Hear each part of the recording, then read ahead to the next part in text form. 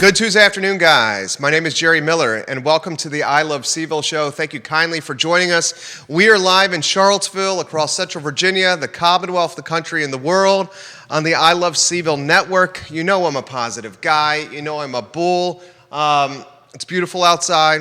We got a 4-day week. We spent Memorial Day with some family and some friends.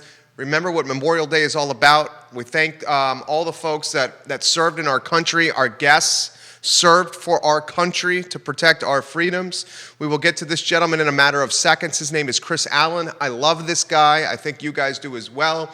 If you want to give Chris some props, some praises, ask him a question, ask for a joke or a story, put it in the comment section. I will relay it to the man on air. I want to thank Scott Wagner of Scott Wagner Integrated Medicine for being a part of the show. Dr. Wagner and his staff definitely have your back. They're absolutely amazing. And of course, the fine folks at Ting Fiber Internet, crazy fast internet, Ting Fiber Internet. Judah Wickhauer is our well-haircutted director. Got a haircut just a couple of days ago. He's talking to the ladies or something. He's looking sharp. Judah, why don't we go to the studio camera? Judah gave me a scowl there, Chris. Why don't we go to the studio camera and welcome Chris Allen to the show. How are you? What's up, buddy? How you doing? It's good to see you. It's great to see you, too. It's been a year plus of us seeing each other in person. In person. I follow your many talents and exploits and all the successes you've had. Oh, thanks, man. On social media. Thanks, man. How's the family? How are you? They're doing well. We spoke earlier. My son is off at the grandparents for the summer. We're doing great, man. It's a lot of extracurricular activities. A lot of extracurricular activities. His beautiful wife is going to be watching the show, I think, in a matter of moments. Hello, Elizabeth McGill and Shelley Coffey. Thank you for watching the show. So how does it feel being no kids? Your beautiful son is with Grandma and Grandpa. It's weird, man. Yeah? It's weird. You know, it's. I went through this journey of like, we get back to the house and I'm like, I wonder what he's doing right now. It's 6 o'clock. He's probably doing this. Because he's your best friend. Yeah, I've been hanging out with my son. This is the most I've hung out with him in the last, to be honest, his entire life, man. While the pandemic sucked, it also allowed me to slow down and really get to learn a lot about him, a lot about myself, about us, about my relationship with my wife. So while, yes, it was horrific, a lot of people lost their lives, it divided our country. But I think we learned a lot about ourselves as individuals, as families, and as a country, man. What'd you learn about your wife and your relationship with your wife? What did I learn about my wife? Without her, man, I would not know what to do. Amen. She's a rock, man. She works so hard. She's so focused. My son was diagnosed with ADHD, and just looking at how he operates and everything like that, I realized I have the same thing. So without her, we would be in complete disarray and chaos. And she keeps our house together, man. Because if it was just me and him, it would be insanity. We would get nothing done. This is like my wife, dude. And I got it, yeah. Sweet Pea, I feel the exact same way about you, okay? I don't tell you enough. Our 2-year anniversary, I better get this right. Our 4-year anniversary, is June 3rd. Oh, wow, tomorrow, right? 2 days from now. 2 days from now, right? Yeah, today's the first. Dang, you really got it. I was freaking out if it's tomorrow. Yeah. It's 2 days from now. Danny Elizabeth says, giving you some props right now. It's my sister. Welcome, Danny. Where's she watching? Rochester, New York. Rochester in the house. Yeah. How about what you guys are going to do now that your guy, you got about a month without him? Well, next weekend I'm at the Virginia Beach Funny Bone with my buddy Mark Norman. Okay. So we'll be there next weekend. But you know what? We've done this thing, my wife and I. It's not too personal, but this is for people in relationships. Okay. In the past, we've done that thing of we've dropped him off at my parents for the summer. Okay. We get back home and we just spread to the wind. She's going, with her girlfriends, doing stuff at the gym. I'm going up to D.C. I'm trying to book my calendar. I'm trying to fill my calendar up. I'm trying to do things.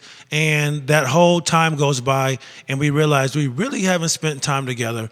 So I'm making a very conscious effort to go, hey, let's slow down. I obviously want gigs and all that kind of stuff, but I'm being very conscious about setting aside time to go, let's go to dinner. let's watch a movie. Let's watch some TV shows. Let's just do nothing. Let's hang out together. So I think we're going to spend way more quality time together. You know, whether it's out at the beach somewhere or a little trip or just sitting on the porch, sitting on the back porch, just going for a walk on the street. Just getting back to the basics because, man, you know what? This is like some old Dr. Phil type stuff. But honestly, man, and I know we'll get to this topic later on, and I don't really like to talk about this kind of stuff just because of where we are. But, you know, like you said, marijuana will be legal here, recreationally legal here. But I'm a veteran. I do smoke weed from time to time. It really helps me with my anxiety. It really calms me down. And what I do, I'll tell you this, man, it's helped me out a lot because I have a lot of anxiety. I'm always in my head. But what marijuana has allowed me to do is just relax. And dude, I've had some of the greatest conversations with my wife, I would say in the last 5 or 6 months that we have had in years. And it just made me fall in love with her again, man. You know, and it might sound funny, but I have to give marijuana a little bit of credit, man, because Mary Jane. I do, because when you smoke the right kind of stuff or you take the right kind of stuff, my brain goes, hey, calm down, you're fine. Don't worry about the bills. Don't worry about dying. Don't worry about what gig you got coming up next. Don't worry about this. Don't worry about that. Be in the moment. Enjoy your son. Enjoy your wife. And dude, when I do that, we can just have these conversations, man. We reminisce about what it was like when we were dating. And there's been so many conversations I've had with her, and I go, this is the woman I fell in love with. And a lot of couples forget. You got to have those conversations with each other again. Just sit and talk. I know life can get complicated with the bills and, you know, you got this going on, job stuff, the pandemic. But a lot of times, dude, we forget to sit down and talk to your significant other. You go, oh, yeah, this is the person. This is why I married this person. And just to be able to sit there and laugh and have a good time and reminisce and explore, you know, just like how you become different and talk about that, man. You know, because we become so different over time. We have to slow down and recognize those changes and talk about those changes and see how it affected your spouse. And go, yo, you know what? I do that now, or that has gotten worse, or I'm getting better at this. You know, and it's helped me out quite a bit, man. I can't lie. And I'm pretty excited for July 1st, man. I think all of us are. I think most of us are like, it's about damn time. It is. It's about time, man. Yeah. You know what kills me about all this stuff, like pandemic and all this talk about masks and like I can do what I want to do. You know, everybody is adult. Everyone is smart enough to make their own decisions. But why am I, when it comes to marijuana, why aren't people smart enough to make those decisions for themselves? I mean, not to make this super political. Same thing with the abortion stuff. I'm not a pro-abortion guy, but at the end of the day, a woman having an abortion, that has nothing to do with me. So it's just like, do what you want to do. So don't tell people like, oh, they can put other people at risk and not wear a mask, but hey, man, you shouldn't smoke weed because a little kid might see you smoking weed. It's going to set the wrong precedent. People drink alcohol all the time. You know what I mean? Yeah. Why can't adults make adult decisions when it comes to either masks, marijuana, abortions, you know, how to deal with COVID, sending your kid back to school, all that kind of stuff, the vaccine passports, all that kind of stuff, man. It's just like we really just need to stop going at each other's throats and just treat people like adults, respect people's decision, and I'm always about giving people their space anyway. I've always been a social distancer by practice in like because you're a little bit of a germaphobe. Right? A little bit, but I'm just saying, even like philosophically, just give me 6 feet. Yeah, you know don't be in my bubble. Right, give me 6 feet, even before COVID. Let people do what they want to do, man. You know what I mean? Within reason. I've been meaning to ask you this. Oh boy, I've got the Trump hands going here. No. Well, there's a lot of layers to your onion. Okay, and why I say that is because you're in the Air Force, right? Yeah, retired veteran. Yeah. Okay, retired veteran, Air Force. Yeah. A guy that's very open-minded. Yeah, I try to be. Yes. Yeah, I try to be as well. Yeah. A guy who's got some fiscally conservative elements as well. Yeah. Okay. Right. Very libertarian. I just don't want the government in my business. Sounds exactly. like very right. similar to you. Yeah. Okay. What do you think this country learned through COVID and beyond? We've always heard the term freedom isn't free, and that's exactly what we learned. We learned that dealing with the pandemic, it cost us about 600,000 or 700,000 lives, and it cost us all about 1.5 years of our lives. Why? Because at the end of the day, we have this thing in us where it's like, you're not going to tell us what to do. So people, they don't want to wear masks. They don't want to socially distance. They don't want to do this and that. So guess what? There is a price to pay. Unfortunately, people are going to die.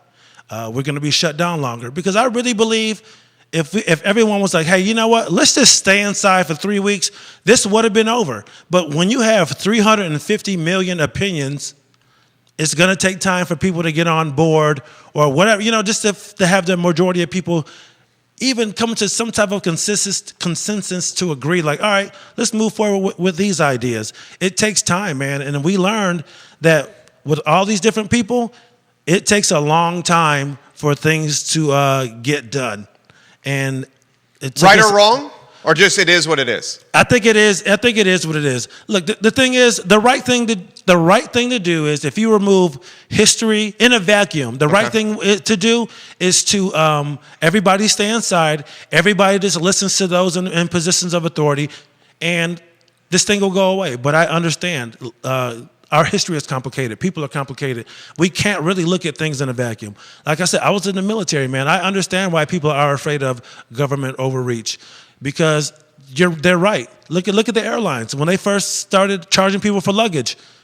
When the Gulf War happened, not the Gulf War, but the war on terrorism happened, they were talking about gas prices. We gotta charge people for luggage and all this kind of stuff. You would think that would go away. Has that gone away? No. It's not. So I understand people being hesitant about vaccine passports. I understand that, because if we start showing the passport, what's next? It's going to be something else. It's going to be what's next. I understand that, but there's a weird thing about military people where, like, we don't trust the government, but at the same time, we really don't argue about things we can't do much about, because that's how our careers have been. It's just like, I've implemented and had to do so many dumb things in the military because we just had to. And you learn to just not fight it. You go, you know what? Who cares? Let's just get it done again for the third time. That's what the commander wants. Let's just get it done. So there is kind of like this weird kind of sheeple element to people in the military, but there's also a rebellious element to it too. When I went and got my COVID shot, I just hear all these people complaining, like, how long is this going to take? Why do I have an appointment if I'm not getting in at this exact time? And for me, I'm like, this is hurry up and wait. This is classic military. I'll just, arrive at the cattle call, and they will get me when they get me. There's no point in me asking everybody who's next or what time. Just freaking stand there and just wait. And when you get done, you're done. It's just part of being a veteran, man. What do you think of how politicized the mask got? I was just talking to my wife about that. I think it's so silly, man.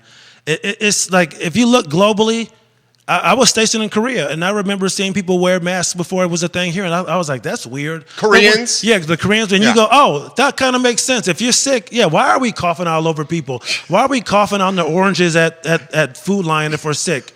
But I told my wife, I was like, now, even when COVID is over, when you see a mask, it's going to bring up things in people. It's like, we've made this medical piece of paper a political thing, and political statement, and it sucks. Yeah, because I have friends who they get sick quite often, and they go, I think I'm gonna probably wear a mask forever, because I have friends who didn't get sick at all. Like, my wife tends to get sick. My buddy Winston, the comic, he gets sick a lot, and he goes, I like this because I'm not getting as sick as I used to, or I haven't gotten sick at all in 1.5 years. So it's very sad, man, that every little thing in this country is made either political or racial. And I just really wish people could see the similarities, man. I really wish. Similarities with what? Of how close we are all together? Well, about like not wanting to like this. Like I said, I'm gonna be completely honest, because I'm sick of biting my fucking tongue with a lot of people. Sorry. Yeah, no, you can try them, sure. Yeah, so I have a lot of conservative friends in the military and stuff, and it's always this thing of like, whenever, like, look at the George Floyd thing in the comply, right? Comply with these rules, comply. Immigration, comply with the rules. I used to have friends that they would suggest to our brown friends, hey man, just carry your birth certificate around so you can prove that you're not an illegal. It's just like, why should a Mexican American have to carry around extra identification to prove who they are? And my thing is, if you can suggest that, then why is carrying a vaccine card such a big deal if you want Mexican people or brown people to carry around an extra ID to prove who they are? How they respond to that? That's a good comparison. They can't really say much of anything, man. They don't. And this whole thing of like, I don't like my rights being violated, man. I was just saying the other day, I would never try to make a police officer's job harder. But what I'm not going to do, if I'm in a situation and people around me are being questioned and I don't have to forfeit my ID, I am going to not do that. I am not about to forfeit my ID when I don't have to, because it's a rule, it's a law. And again, we talked about government overreach. When people start just handing their IDs over when they don't have to, what are they going to do, Jerry? Ask for your bank account. Why not? Or like, hey, let's just make it a rule where no matter what you're doing, if a cop wants to ask you for your ID, then they can just ask for it. And because he's basically saying the barkeepers or the bouncer at the bar is asking for your vax passport, then what's the next thing? ID all around. Why not just forfeit your ID to random people who want to see your identification? But it's just like a lot of my conservative friends, when it comes to like police brutality and all that kind of stuff, to be honest, a lot of it doesn't affect them. So of course it's like, well, just because you're saying they're white. Yeah, because they're white. They really, they are. And to be honest, man, they treat different people differently. Sure. It is what it is. Now, is it all racist all the time? I'm not going to say that. I have to take every situation individually. I don't know, but a lot of times it is racial, in my opinion. But I just hate this thing of like, hey, you need to comply with these rules if you want to live. You know, but it's just like, dude, come on, man. You don't even want to comply and wear a mask to go in someone's store. You know what I mean? Someone is literally leaning on another person's neck, and you go, hey, if you would have complied, it wouldn't be a big deal. But doing this to go into a store for 10 minutes is tyranny. You know, it's oppression. It's just like, I don't understand how people can call this a free country where you see police harassing people and in times beating and killing people over the smallest infractions. That's not what America is, man. I understand we all want law and order. People of every race, of every ethnicity, of every ethnic background, of every economic background. We all want justice. We all want peace. We all want safety. But we cannot have police officers abusing their power and harassing people and hurting people. Well said. You can't. Amen. Yeah. So what do you say to the anti-vaxxers? Are you torn on that? You see both sides? Yeah, do what you want to do. Do what you want to do, but my wife and I had this discussion. You're vaxxed? I'm vaccinated. I'm vaxxed? Yeah, I'm vaccinated. And the thing is, it's like, why do you think they're going to do something to this vaccine where there's other stuff that we get, that we do every day, our water, our food supply is jacked up, man. Look at all the autism, all the ADHD, all these different diagnoses that we really haven't seen in a long time. There has to be something in our food, something in our air, something that's going on to see so many cases of the autism rising, the ADHD rising, depression, all this kind of stuff, man. There's definitely something going on that we need to look into. But you think that they're going to put it in this vaccine for some reason? And like Bill Burr, one of my favorite comics, says, you're going to give the vaccine to all the compliant people and then kill all the compliant people off and then leave all you like tough, like we're not going to take any shit from the government. Like the government wouldn't want you guys around. Yeah. If anything, they would want to get rid of you. People. Yeah. So to me, it makes no sense. It's such a great point by Bill Burr. I want to make sure people know. It's not my point. That is his point, but very, very funny and kind of poignant. Like, why would they put something in this vaccine?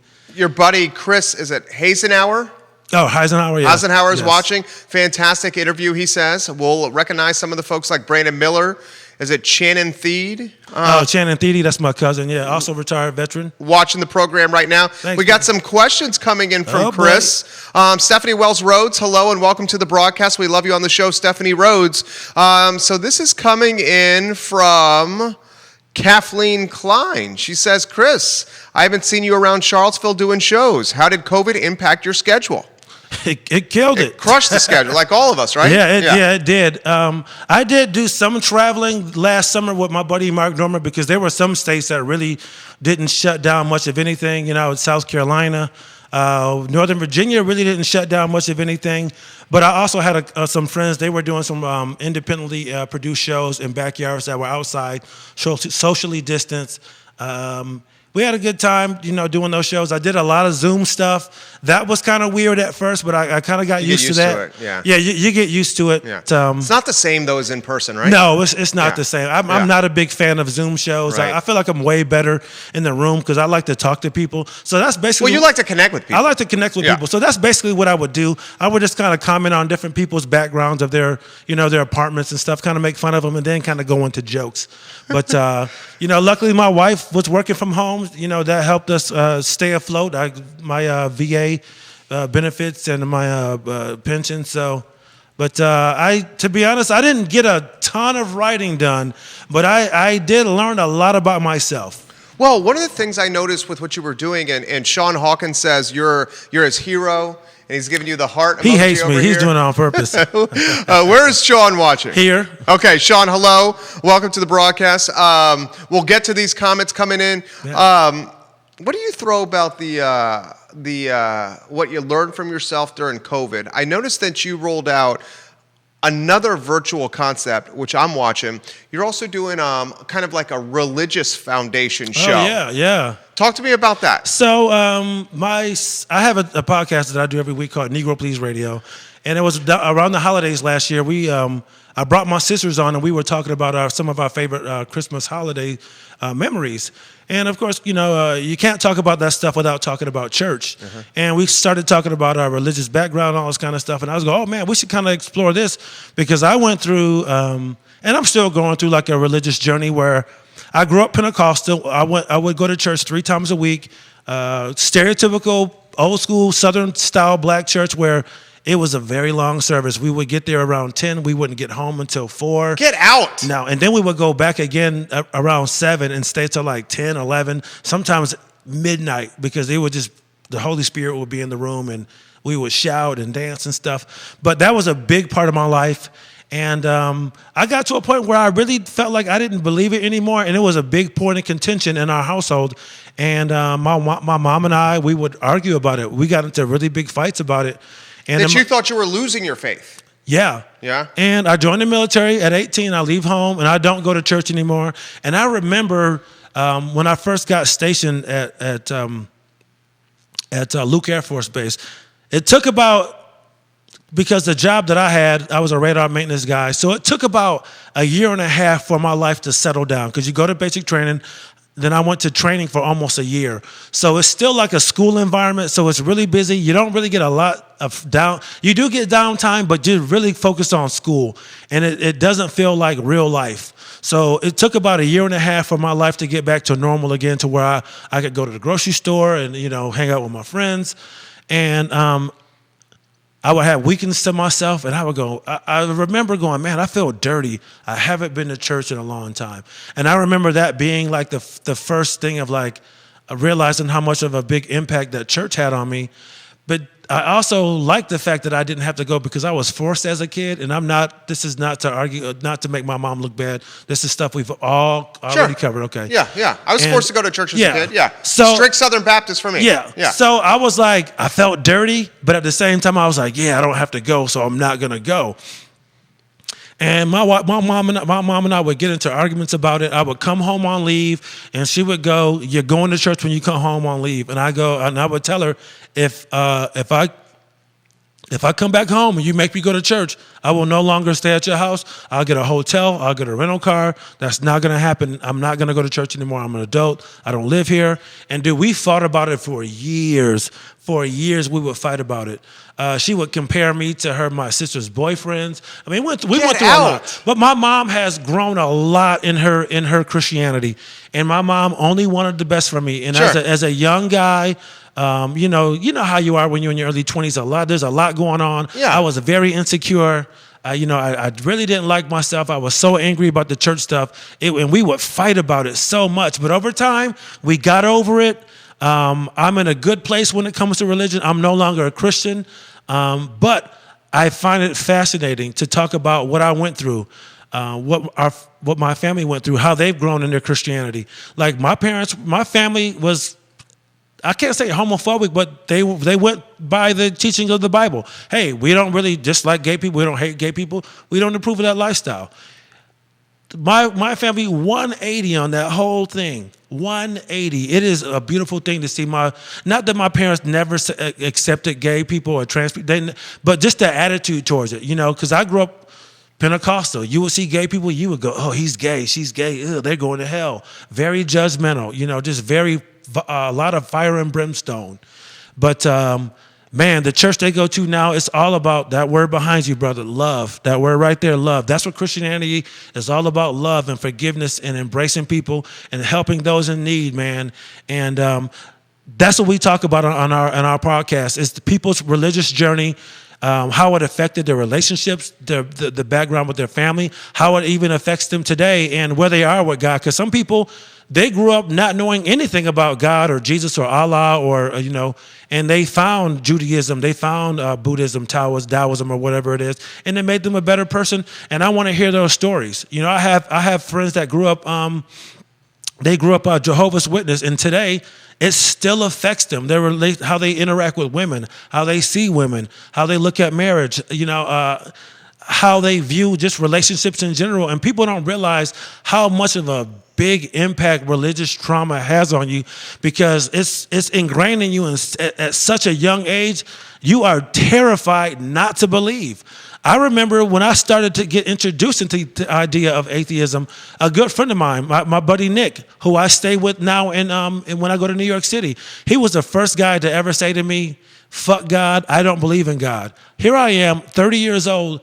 I remember being on my ops floor looking at him. He's a captain. I'm enlisted. I go, hey, man, you can't say that. God's going to strike you down right here in this office. And he goes, no, he's not. He's not real. Fuck him. I dare him to do it. And nothing happened. And I was just like, that shook me to my core, because that was something I could never do. No matter how much I doubted God, I could never say those words. And he did. And when nothing happened, I was just like, man, he kind of reaffirmed all the doubts that I ever had about religion, man.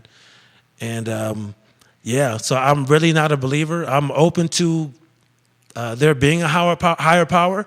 Dude, I'm open to it being an organic being that just happens to be 10,000 or a million years more advanced than human beings, because I believe in aliens and all that kind of stuff. So, I'm open to that.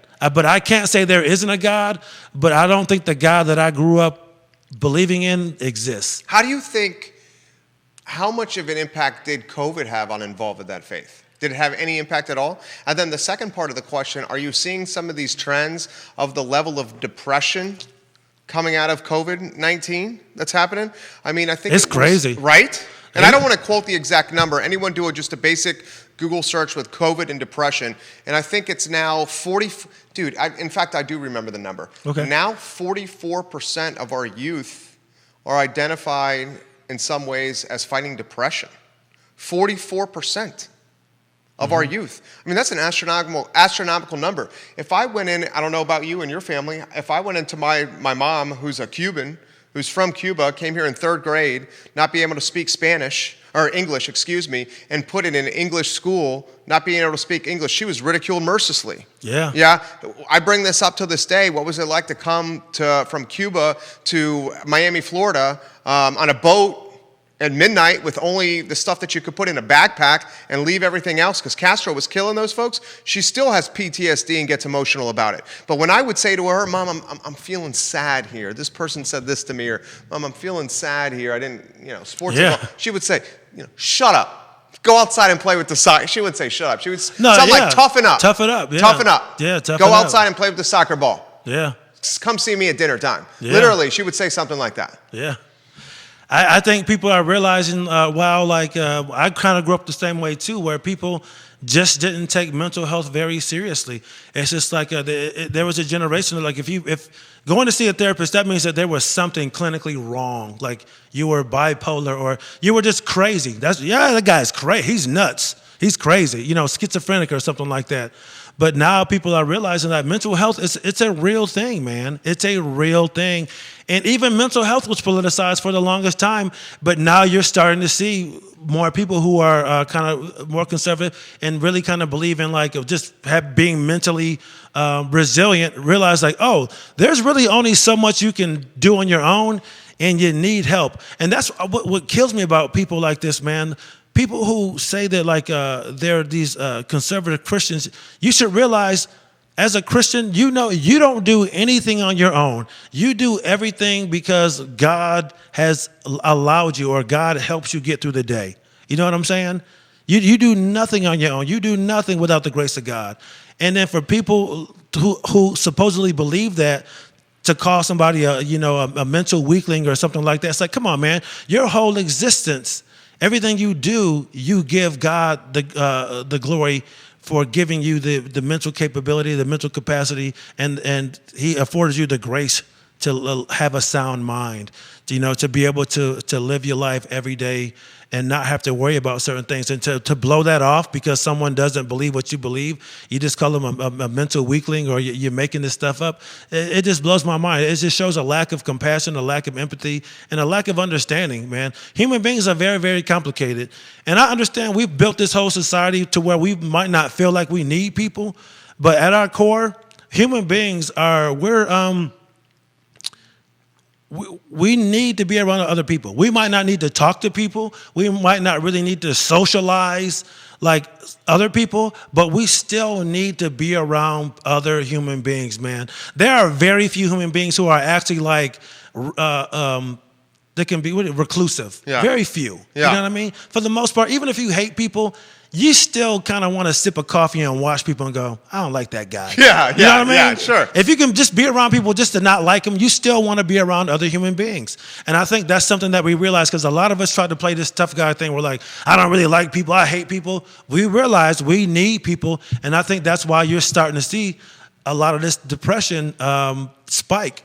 And you're seeing it from the side of the aisle who, again, from 10, 15 years ago, thought that depression was a lot of BS. It's just people being soft. It's just people being weak. But they see the effects that wearing a mask or being away from their friends. Or being uncertain about your health. Being uncertain about your health, how that can, just imagine. That's how some people operate every single day. Every single day they have a pandemic going on their mind. Well said. You know what I mean? So now people get it, go, oh, this is what it's like to be locked down. This is what it's like to be afraid all the time. This is what it's like to feel like this all the time. I think people are starting to realize what that feels like.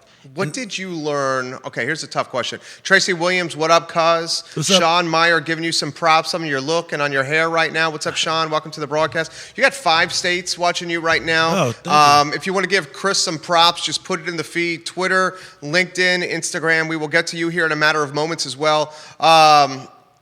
What do you think America learned about itself from this pandemic? I think America truly realized that I love America. Yeah. This is you were in the Air Force. I was in the Air Force. This is a racist fucking country, man. We need to face up the fact that we have a very checkered past, and we need to address it. It's not going to go away, man. It's just, until we address it, it's not going to go away. And the thing is, generations before, even our generation, look at me, man. I was just thinking about this not too long ago. Actually, yesterday. My father, born 1955. Okay. Has a son in the 80s. Yeah. My dad grew up. My mother grew up under Jim Crow South. Okay. All right. There was an incident where someone tried to lynch their entire family, but their community came together. They literally had to surround my grandparents' house with guys with shotguns, black and white. I was never taught to be racist in my family.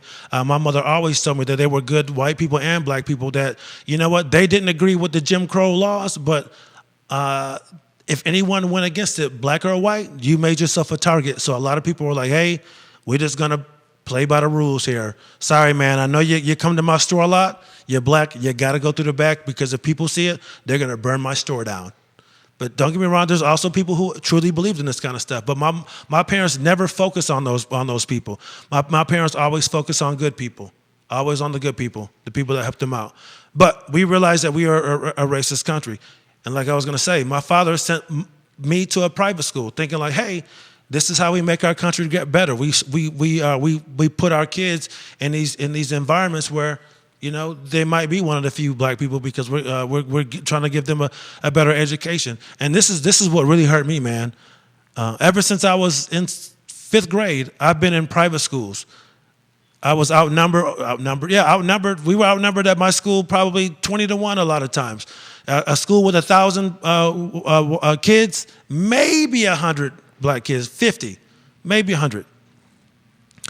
So I go my entire childhood having all these white friends, man, assimilating. I know all these white pop culture references. I'm very comfortable with white people. It pays off in the military. And then the pandemic happens, George Floyd happens, all this police stuff happens, and I see people that I've known ever since I was in 5th grade. All lives matter.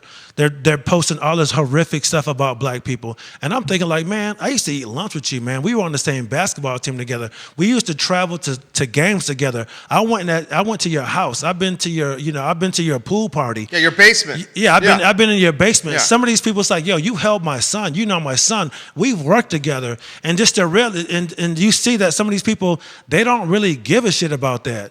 Because I've even had some people like, oh, you really want to throw your friendship away? It's just like, do you want to throw your friendship away? Do you want to throw your friendship away with me? Because I want to say Black Lives Matter. And here's what's funny, Jerry. With me being in the military, I was never like a big Black Lives Matter dude because like, I don't really know what that organization itself, what they all what it stands for technically, you know what I mean?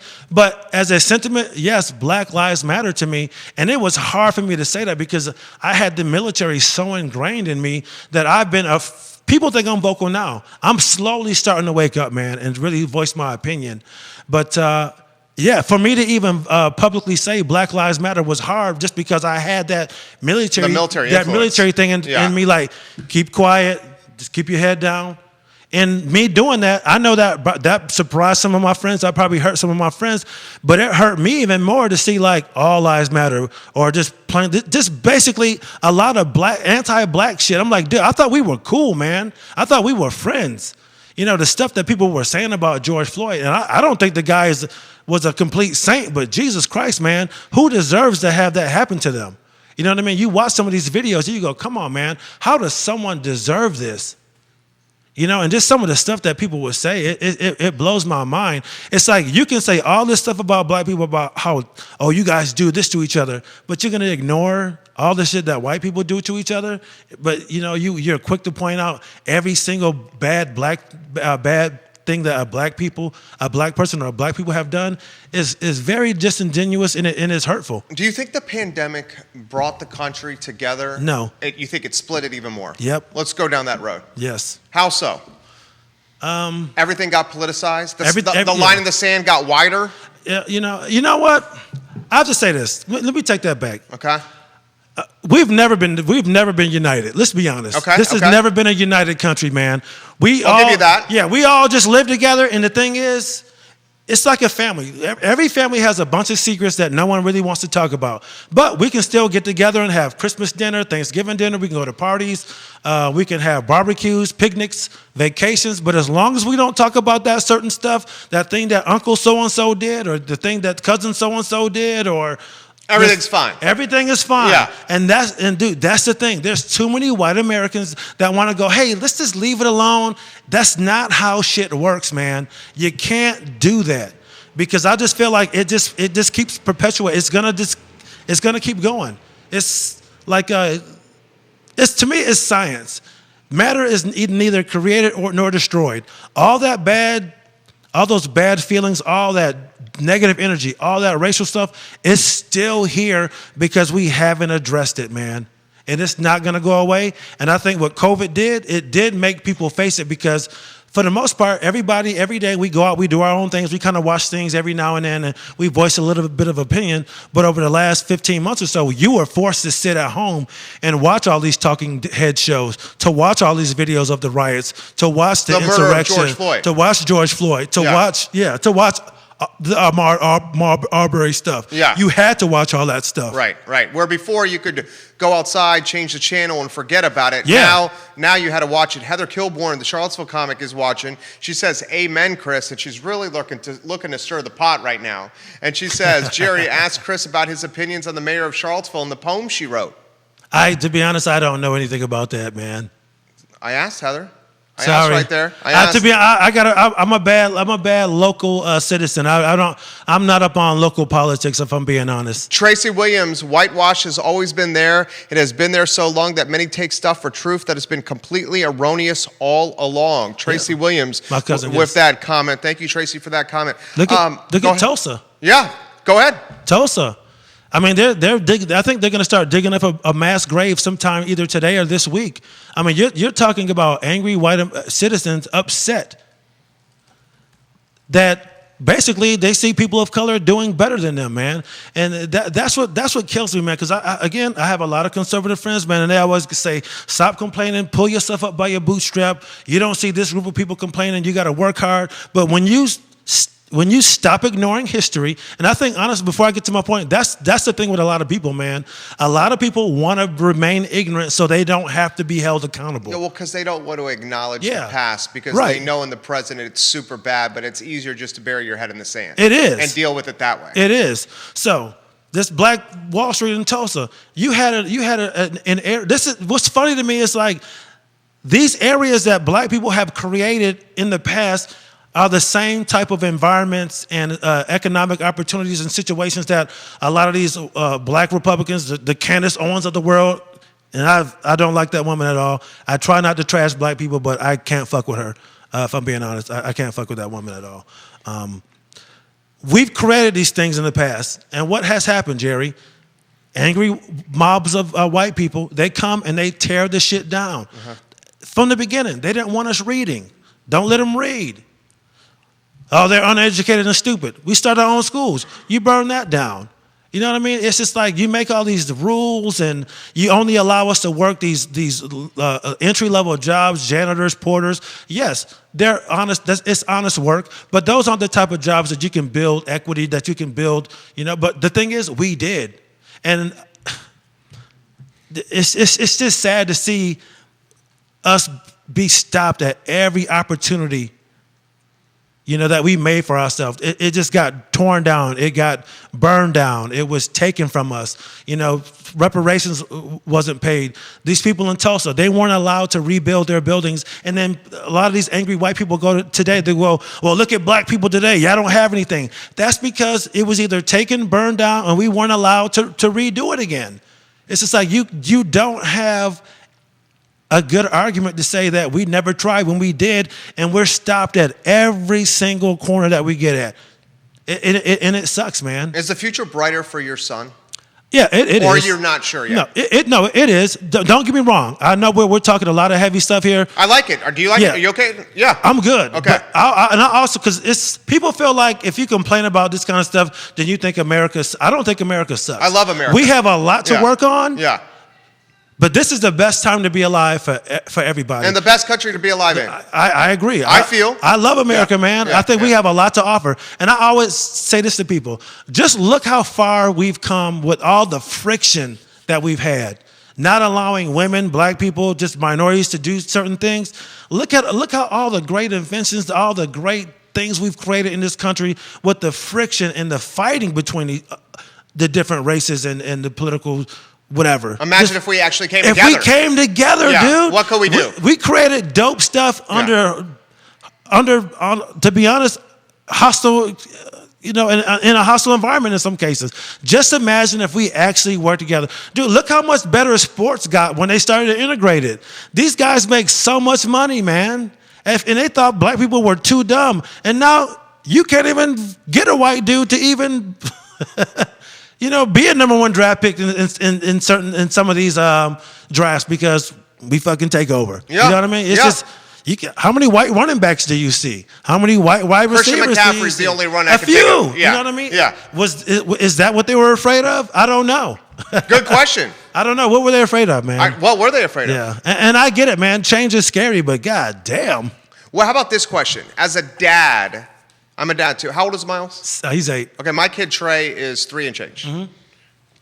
What do you think the challenges our sons are going to have as they get better? Do you think about you? One of the things that struck me immediately from you is your son is your best friend. You love this kid so dear, and it's obvious with how you talk about him.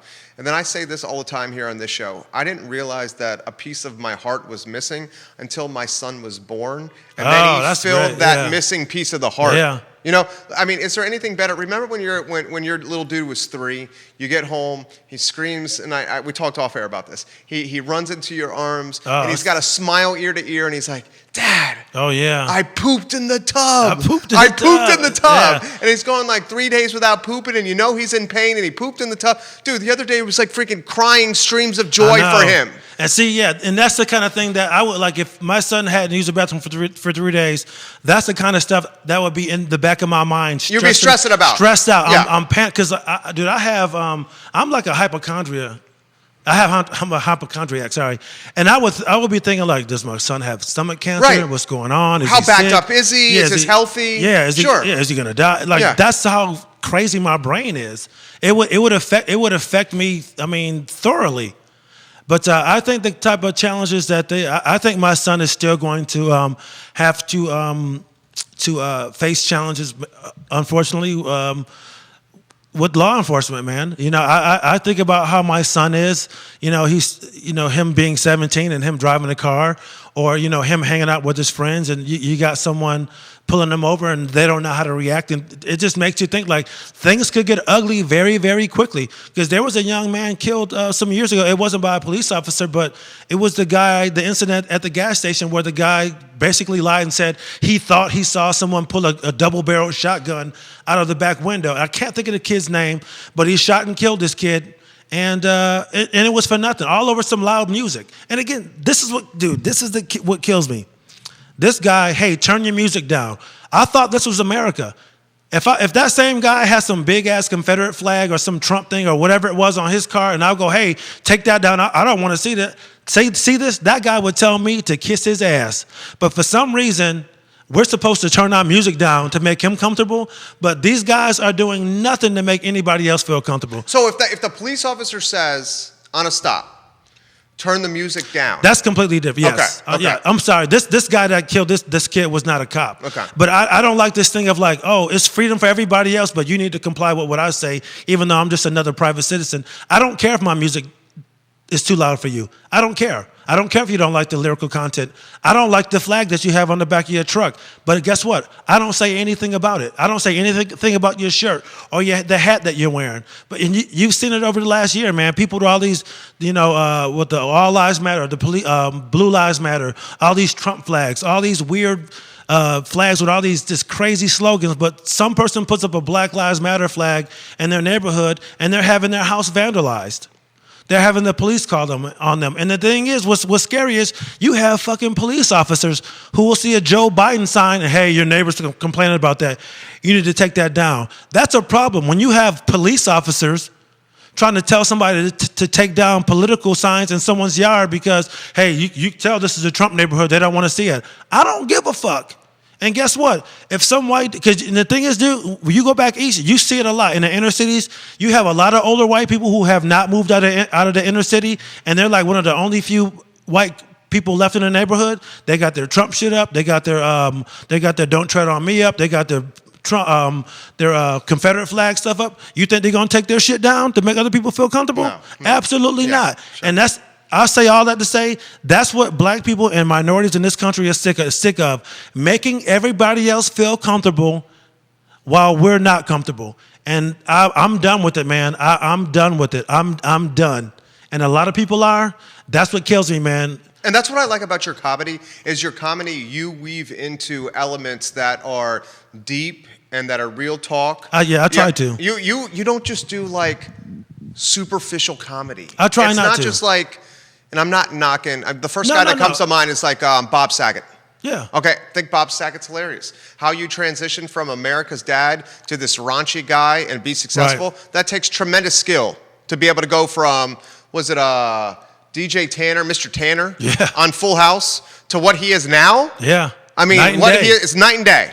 Okay? But the comedy he's doing is so different than the comedy that you're doing. The comedy that you're doing, when people leave watching your routine and your stand-up, they, like today, they leave realizing this dude is smart as all get out. This dude is trying to influence in some way or another through his routine and his comedy us by pointing out what he sees wrong with society. Right. Is that fair? Yeah, I'm trying to, man. And I'm in a tough spot, man, because I really want to make this stuff funny, man, because there are a lot of people who just get up on stage now and just pontificate on like, oh, I don't like Trump, or I don't like this, or Biden is dead. Yours is high IQ comedy. Yeah, but I want to be like, because look at Chappelle, man. I want it to be funny. I want it to be poignant, man. But to me, comedy should be funny, man. But I do like to get up on stage and try to educate and talk to people and give people my point of view about things.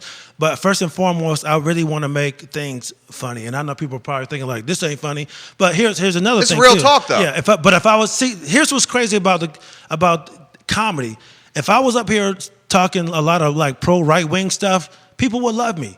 They would love to hear that, like, I agree with Candace Owen, that I think that black people should be doing X, Y, D, that George Floyd was a thug, and they would love that. Why is that? Because your audience is that way? No, but are there audiences there are audiences that are like that? I don't like to out people, but there are black comics out there where that's their whole entire act. It leans towards a right-wing audience, and these guys make a ton of money because I would be like a novelty to them.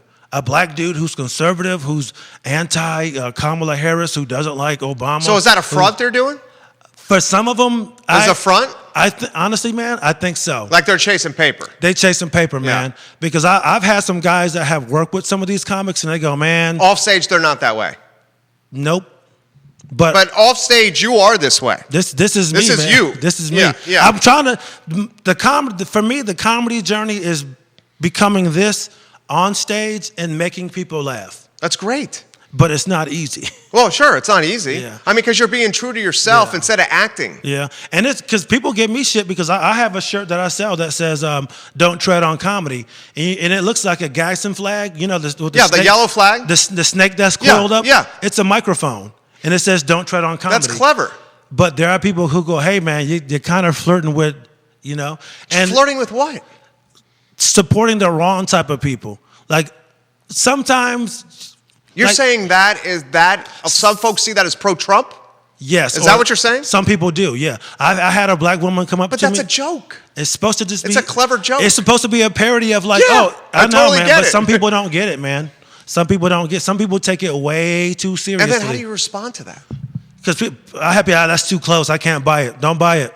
Yeah. You know? It's not for you. Yeah. And I do have to be conscious of when I'm on stage that I don't come across that I'm being like some bootlicking black dude. So I make sure I let people know where I stand. Like, hey, we can talk shit about liberals and, you know, and all this kind of stuff and woke and people being woke and all this kind of stuff, but don't get it twisted. I'm still a black dude. I still believe that Black Lives Matter. I do not feel bad for conservative white guys who feel like they're getting picked on. I don't. Yeah, you made your fucking bed. You can lay in it. Is a lot of shit unfair right now? Yeah, but guess what? Black people, we tried to fucking tell you. Now you're going through it, and you still can't look at a black dude and go, oh, shit, man, okay, it's 2021. I'm a white guy. I'm a white conservative dude that is heterosexual. I'm, and people, I walk into a room and people think I'm racist. I don't like that. But you can't somehow be empathetic towards me when I go, hey man, as a black dude, I don't like walking into a store and people think that I may steal. Being profiled. Yeah. You're being profiled and you don't like it, and you still can't go, you know what? Maybe these black dudes was right. Maybe we should probably stop profiling. Is that empathy? I think that's empathy, man. And that's the thing. A lot of these people, they still lack it. But people are going, you know what? Damn, that is, because I had a friend of mine that I work with, man. Big ass corn-fed white dude from Arkansas, right? Never had an issue with him racially, you know, military guy. And over the last 2 years, his wife made him read this book about white fragility. And he was like, this is pretty tough to hear. But then me and him, we have a lot of conversations. He go, hey, man, I've never saw myself as a racist guy, and he never was. But he was just like, I had a lot of thoughts and ideas in my head that were wrong, that were kind of racist adjacent, and I didn't even realize it. He was like, I was very ignorant. And now I don't want to call him woke, but he is very cognizant of what he says and what he does. And I think he's a better person for it. Robin DiAngelo, the author of that book. I've read that book as well. I recommend it for anyone listening or watching this podcast. What do you think of the cancel culture or this new woke America? Have you given cancel culture some thought? Oh, yeah, I'm a comic. I Dude, think about it all the time. Everyone's getting canceled left and right here. Yeah, I mean, you have... I posed this question, and no one really answered it. Because on one hand, you have people on the right that go, well, white privilege doesn't exist. It's not real. Okay, cool. And I go, well, if that's the case, then cancel culture doesn't exist. It's not real then. How would you describe cancel culture? Cancel culture is people going back and looking at things that are no longer socially relevant and using that, looking at it through the lens of today and go, this person should no longer have a job because they said something that's not funny or offensive in 2021. I think that's what it is. I think a good one. This just got put in the feed from Steven. He says cancel culture is trying to eradicate Thomas Jefferson from the University of Virginia. That's cancel culture. You disagree? No, I'm listening. I'm trying to. Are they trying to? Do they want to get rid of him? No, I think he's saying that's an example of cancel culture, and which is tied to what you said, looking at things in the past through today's lens. Yeah, he wasn't a great guy. That's the thing. We have to. Hey, these guys were our founding fathers. They operated on a totally different playing field that we did. Yeah. But for us to just act like they were great people, we need to stop and go, hey, these guys weren't the best people, man. I don't care how you slice it. I don't care what year it is. You have to know that owning people is not good. Owning slaves, raping slaves, beating slaves, not good. Even if you treated them well, it is not right to own people. That's not cool to do.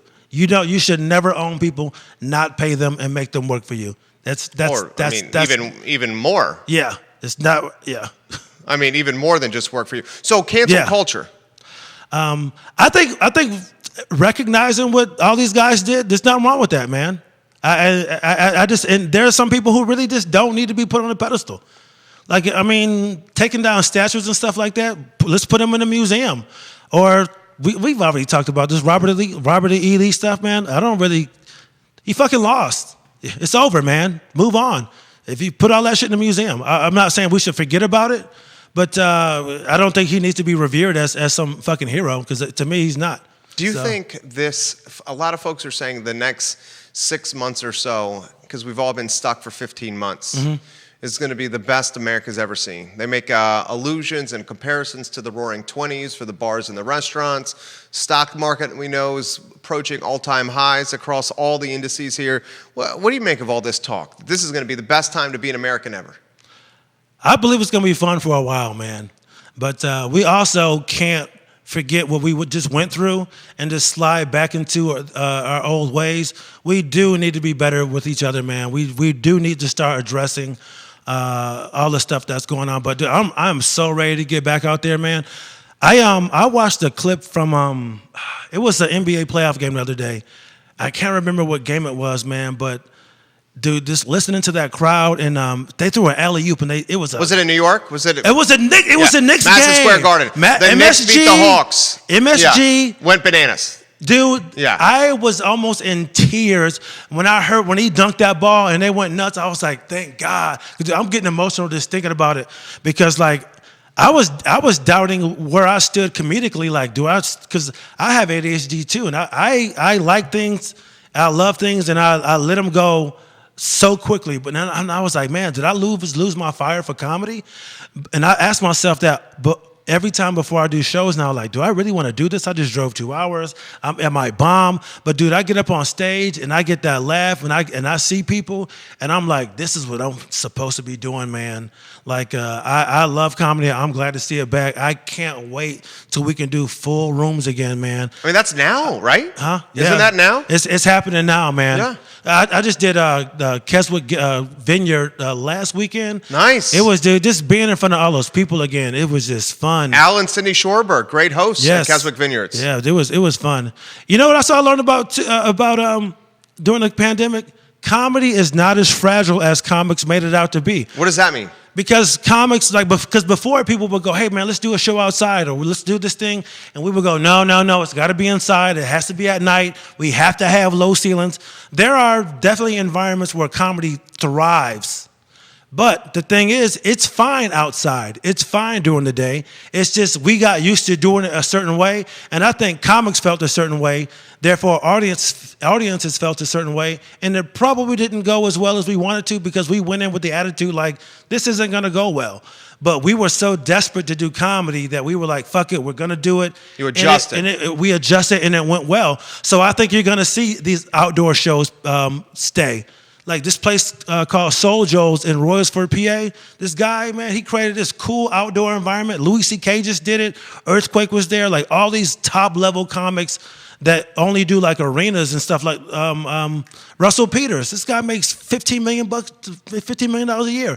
He's doing Royersford, PA, an outdoor show. Like that's how much comics miss comedy, and that's how well it can be done. Like if people just embrace the differences and changes and go, hey, we're going to make this work, man. So comedy isn't as fragile. So I think you're going to see more comedy. You're going to see it in more places.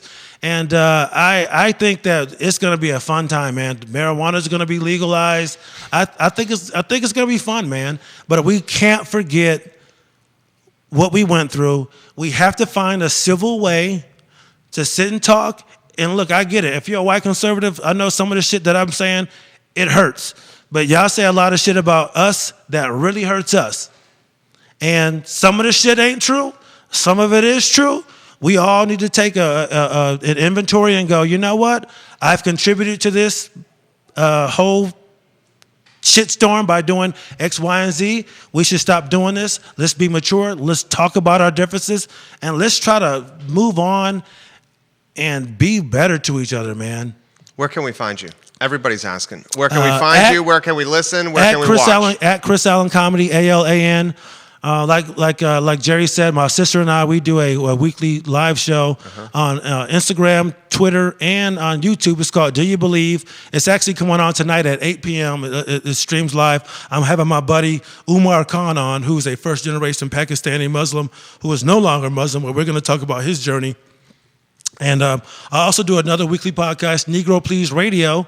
It comes out every Monday. It's on Spotify, iTunes, and all that kind of stuff. And I do one more show with a good friend of mine, also another comic named Winston Hodges, Host Battle. That comes out every Monday as well. And you can find that on Spotify, iTunes. And it's just about politics, sports, all kind of stuff, life. Comedy, just life. And follow me on Instagram, Twitter. Please follow me on YouTube. I'm trying to really step my YouTube game up. You want 1,000 subscribers. I want 1,000 subscribers, man. I want 1,000. I'm like at almost 700 now. So that's also at Chris Allen Comedy, ALAN.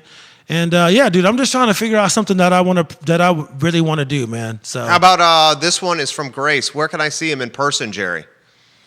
Oh, you know what? Once the Southern opens back up, I will be here at the Southern every Monday. At the Southern, my almost every Monday comedy show here at the Downtown Mall. But if you want to see me live in this area, there's a new comedy club in Richmond. It's called Sandman Comedy Club. I will be headlining July 1st to the 3rd. Nice. That is the same weekend that marijuana will be legalized. So what I want people to do is get high as shit and come watch me perform 5 shows that weekend, July 1st through the 3rd. Sandman Comedy Club, downtown on Gray Street in Richmond, Virginia. Your family says we are very proud of you. They should. And please subscribe. He says subscribe. Sean says Host Battle is a must listen, and that your son is going to 100% be a game developer. He's calling it right now. Put it in stone. Yeah. This guy, A+ people. His name is Chris Allen. Chris, thank you. Thanks, man. Thanks for having me. We were going to go to 1 o'clock. We went to 1:40. Oh, geez. I'm sorry, baby. I hope you didn't have an appointment. No, I did not. I don't have a kid with me, man. So that's right. You can do what good, you want man. Now. His kid's at I might go home and have sex with my wife on the kitchen counter. There you go. Judah Winkower. I love it. Chris Allen, follow him on social, guys. This is the I Love CVille Show. We're grateful for you guys joining us today. I'm looking at the calendar for tomorrow. Ooh, Andre Xavier's on tomorrow's show. He's the new owner of Patch Brewery in Gordonsville. He also owns CVille Hop On Tours and CVille Travel with John Craig. So Andre Xavier and his new brewmaster for Patch on the show tomorrow. It's the I Love CVille Show, where we have real talk for about an hour to 90 minutes a day on the I Love CVille Network. Thank you for joining us, guys, on a Tuesday. Take care. Chris, it was great. Whew, I got to watch my back when I go out there now. Dude, that was an hour and change. That was great.